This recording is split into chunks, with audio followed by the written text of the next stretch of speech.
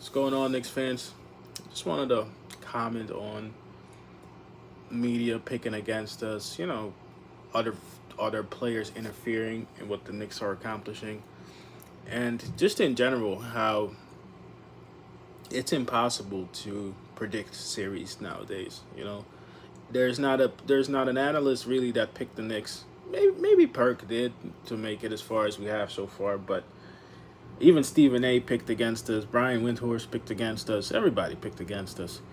But I saw somebody make a very interesting point in one of the comments when he said basically that the way the game is played now, a lot of it is backed by analytics. But for example, the way the Knicks play, how we're gritty and we have toughness and you know, we just keep fighting.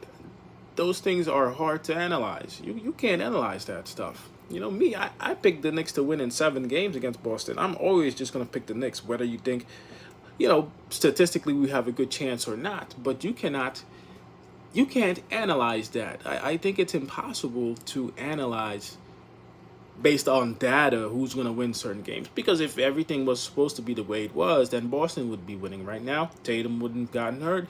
Cavaliers would have made easy work of Indiana. And the Cavs and Boston would have met right now.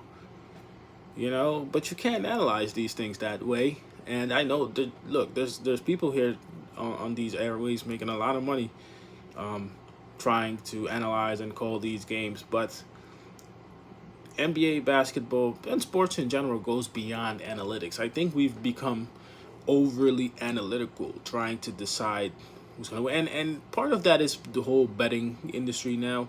It's part of it too.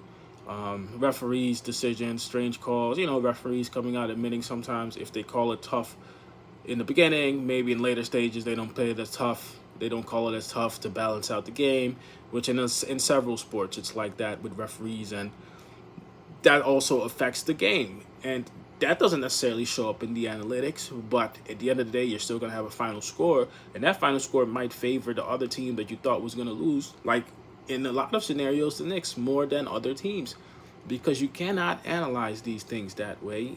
You have to look at the potential of how good we can play and then how good we played.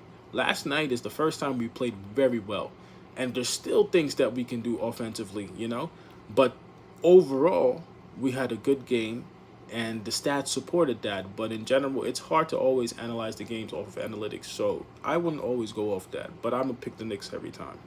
It's Donnie.